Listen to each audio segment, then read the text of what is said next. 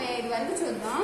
అక్కడ ఉంటుందంటే పేతురు గారితో యేసుప్రభు వారు మాట్లాడుతూ ఉంటారు. ఎవరితో మాట్లాడతారు అందరూ చెప్పాలి. ఎవరితో యేసుప్రభు మాట్లాడేది?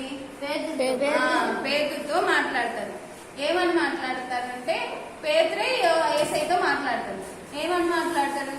అయ్యా నేను ఎవరిని క్షమించాలంటే ఎన్నిసార్లు క్షమించాలి అని ఏమని అడుగుతారు? ఎన్నిసార్లు క్షమించాలి అని ఎవరిని అడుగుతారు? యేసయ్యని పేతురు అడుగుతారు. అడిగితే మళ్ళీ పేతురే అడుగుతారు. క్వశ్చన్ కూడా ఆన్సర్ కూడా పేతురే చెప్తారు. 7 సార్లు క్షమిస్తే సరిపోయింది అయ్యా. ఎన్నిసార్లు? 7 సార్లు క్షమిస్తే సరిపోయింది అయ్యా. ఇప్పుడు నేను అడిగే క్వశ్చన్లే మీకు క్విజ్ లో వస్తాయి, జాగ్రత్తగా వినండి. 7 సార్లు క్షమిస్తే సరిపోయిద్దా అయ్యా అని అడుగుతారు.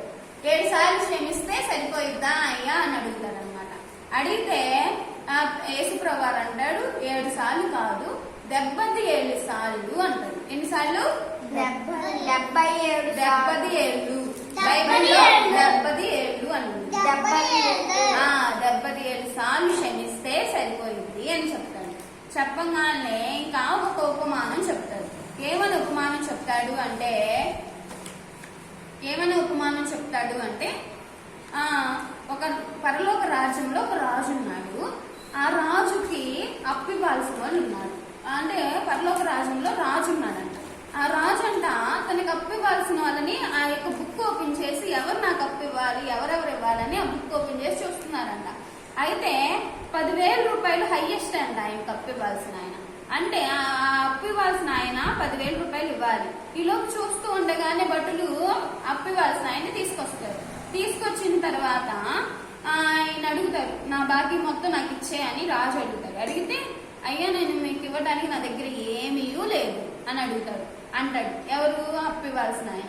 నా దగ్గర ఏమీ లేవయ్యా అని అంటాడు. అంటే నీ యొక్క పిల్లలనైనా అమ్మేసే, నీ భార్యను అమ్మేసే, లేకపోతే నీ పశువులను అమ్మేసే, నీ దగ్గర ఉన్న సమస్తాన్ని అమ్మేసైనా నా యొక్క అప్పుని నాకు తీర్చు అని రాజు చెప్తాడు. చెప్తే నా పట్ల కొంచెం ఓర్పు కలుగుంటాయా అని బతుకులాడుకుంటూ ఉంటాడు. సరేలే నేను క్షమిస్తున్నాను, నీ అప్పు మొత్తం నేను కొట్టేస్తున్నాను వెళ్ళు అన్నాడు. వెళ్ళిన తర్వాత ఆయన వెళ్ళే దారిలో అంట ఈయనకి ఇవ్వాల్సిన అప్పు వాళ్ళు కనిపిస్తారంట. ఈయన అప్పిస్తారు కదా వాళ్ళు కనిపిస్తారంట.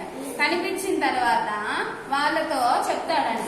ఏమని అంటారు? నా బాకీ మొత్తం తీర్చేయాల్సిందే, నా బాకీ మొత్తం కాల్ చేయకూడదు, నా బాకీ మొత్తం తీర్చేయాల్సిందే అంటాడు. నా బాకీ మొత్తం తీర్చాలి అంటే ఆయనకి ఎంత ఇవ్వాలో తెలుసా? ఇల్లు ₹1 ఇవ్వాలంట. ₹1 కోసం నా బాకీ మొత్తం నువ్వు ఇవ్వాల్సిందే, నాకు సంబంధం లేదు, నువ్వు నా బాకీ ఇస్తావా లేదా అని గొంతు ఇలా పట్టుకొని నా బాకీ నాకు నెరవేర్చాల్సిందే, నా బాకీ నాకు ఇవ్వాల్సిందే అని కోరుకుంటూ ఉంటాడంట, అడుగుతూ ఉంటాడంట. ఇచ్చేదాకా ఆయన చంపుతూ ఇలా గొంతు పట్టుకొని ఇలా అంటూ ఉంటాడంట. అంటూ ఉండి అలా అంటమే కాకుండా చెరసాల్లో వేసేస్తారంట. నువ్వు ఎలాగైనా నా బాకీ ఇవ్వాల్సిందే, ఎలాగైనా నా బాకీ తీర్చాల్సిందే అని చెరసాల్లో వేస్తారంట. అక్కడ ఉన్న వాళ్ళందరూ చూసి రాజు కంప్లైంట్ ఇస్తారు. రాజా, ఈ వ్యక్తి ఇలా చేశారు, తనకి అప్పు ఇవ్వాలి, ₹1 ఇవ్వాలని ఈయన్ని చెరసాల్లో వేశారు రాజా అని చెప్తారు. చెప్పిన తర్వాత రాజు అంటారు, నేను నిన్ను క్షమించాను కదా, నువ్వెందుకు నీ తోటి స్నేహితుడిని క్షమించలేకపోతూ ఉన్నావు? నీ తోటి స్నేహితుడిని నువ్వు క్షమించాలి కదా, క్షమిస్తేనే కదా నిన్ను కూడా నేను క్షమించేది. కాబట్టి నేను చేసింది నువ్వు చేయలేదు కాబట్టే నిన్ను నేను శిక్షిస్తున్నాను అని చెప్పి తన యొక్క భటులకు ఆజ్ఞాపించి ఆ యొక్క భటుల ద్వారా ఈయన చెరసాలల్లో వేపిస్తూ ఉంటారు. వేపించిన తర్వాత చెరసాల్లోకి వెళ్ళిపోతూ ఉంటారు. దీన్ని బట్టి పేతురికి చెప్తాడు యేసుప్రభు వారు, మీకు ఇక దాంట్లో ఏమర్థమైందంటే మీరు క్షమించాలి. అప్పుడు మీరు క్షమిస్తే పరలోకములో ఉన్న నా తండ్రి మిమ్మల్ని క్షమిస్తాడు. ఇందాక మనం కంఠస్థ వాక్యం కూడా చూసాం కదా, మనల్ని ద్వేషించిన వాళ్ళని ప్రభువారును కూడా ద్వేషించినట్లే అని చూసామా లేదా? అలానే మనం కూడా దేవుడి చిత్తాన్ని మనం నెరవేర్చే వాళ్ళలాగా ఉండాలి. దేవుడు చెప్పిన ఆజ్ఞలను గైకొనే వాళ్ళలాగా ఉండాలి. ఆజ్ఞ మొదటి ఆజ్ఞ ఉంది కదా, అలానే 10 ఆజ్ఞలు ఉన్నాయి. ఆ యొక్క ఆజ్ఞలను మనం గైకొని వాళ్ళగా ఉండి మనం కూడా ఇతరులను క్షమించాలి. క్షమించాలి. ఆయన మనల్ని క్షమించాడు కాబట్టే కదా ఎన్నో పాపాలు చేసినా కానీ మన కోసం ఈ లోకానికి వచ్చి ఎంతో మేడ విద్యులు ఎంతో బంగారపు మేడల్లో ఉండే యేసయ్య మన కోసం ఇక్కడికి వచ్చి సిలువైబడ్డా లేదా? అయితే మనము కూడా యేసయ్య కోసం అన్నిటినీ త్యాగం చేసుకొని ఆ యొక్క క్రైస్తవుడు ఎంత నిశ్శబ్దంగా ఎంత మౌనంగా రాజు ఎన్నిస్తానన్నా కానీ కాముగా ఉన్నాడు. మనము కూడా దేవుడి పట్ల అంతే కాముగా ఉండాలి. దేవుడు చెప్తూ ఉంటాడు, మీరు అబద్ధాలు ఆడకూడదు, బూతులు తిట్టకూడదు, అమ్మాయిలతో నీచంగా ఉండకూడదు, అబ్బాయిలతో నీచమైన మాటలు మాట్లాడకూడదని ఎన్నో రకాలుగా ప్రతి వారం రిపీట్ చేస్తూ ఉన్నా. అవునా కదా? మీరు అవన్నీ పాటించినట్లయితే దేవుడు కూడా మన పట్ల ఇష్టం కలిగి ఉంటాడు. మనం అది చేయకపోతే ఈ యొక్క వ్యక్తి దేవుడి అప్పు ఆ పరలోక రాజు ఆయన యొక్క అప్పు కొట్టేశాడు.